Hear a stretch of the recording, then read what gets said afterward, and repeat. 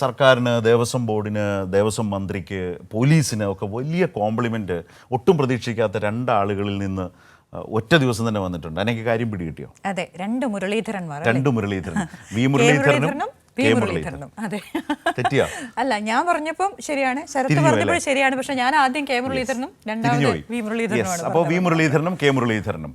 സംഭവം എന്താണെന്ന് വെച്ചാൽ ഈ മണ്ഡലകാലത്തെക്കുറിച്ചാണ്, ശബരിമല തീർത്ഥാടന കാലത്തെക്കുറിച്ചാണ്. അവിടെ കാര്യങ്ങൾ നന്നായി നടക്കുന്നു, സുഗമമായി ദർശനം ലഭിക്കുന്നുണ്ട് എന്ന് തന്നെയാണ് ഇരുവരും പറഞ്ഞത്. പോലീസിന്റെ പ്രവർത്തനം പ്രശംസനീയമാണെന്ന്. ദേവസ്വം ബോർഡും പോലീസും നല്ല രീതിയിൽ പ്രവർത്തിക്കുന്നുണ്ട് എന്നാണ് വി മുരളീധരന്റെ അഭിപ്രായം.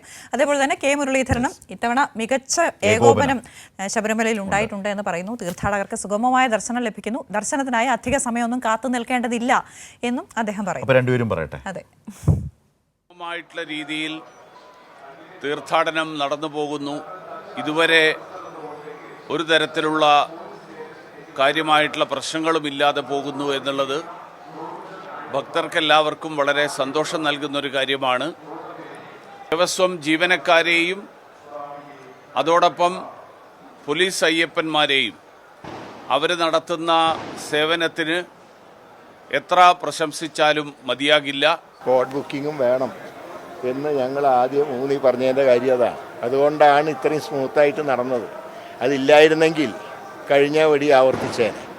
അപ്പോൾ അതുകൊണ്ട് ഈ പ്രതിപക്ഷം പറയുന്ന നല്ല കാര്യങ്ങൾ ഉൾക്കൊള്ളുക.